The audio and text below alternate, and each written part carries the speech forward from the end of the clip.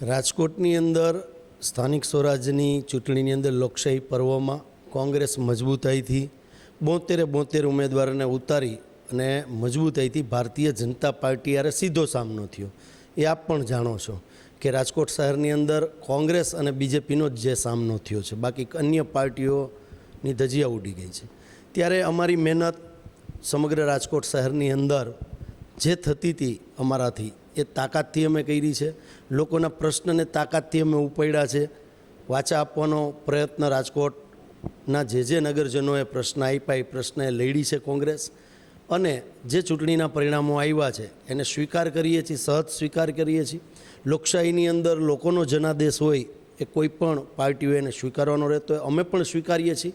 અને આપના માધ્યમથી 72 નગરસેવકો જે જીતા છે એમને અભિનંદન આપું છું, અને આશા રાખીએ કે નગરજનોએ જે ઉદ્દેશથી એમને ચૂંટ્યા છે આવનારા 5 વર્ષની અંદર એ લોકોનો અવાજ બની અને બોર્ડની અંદર મૂકે।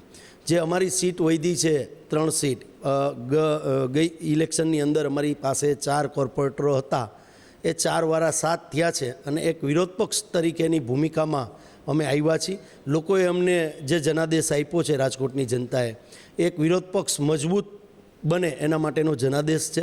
તો લોકોનો જે જનાદેશ છે એના ઉપર અમે ખરા ઉતરશું।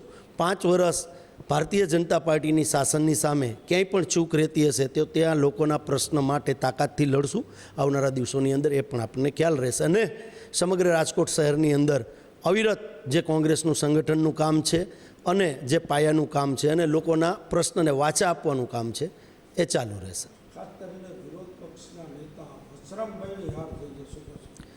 જાહેર જીવનની અંદર મુખ્યમંત્રીઓની પણ હાર થતી હોય છે, ધારાસભ્યોની પણ હાર થતી હોય છે, ચાલુ સીએમઓની પણ હાર થતી હોય છે। અનેક બનાવો આવા સમગ્ર ભારતની અંદર નોંધાયેલા છે।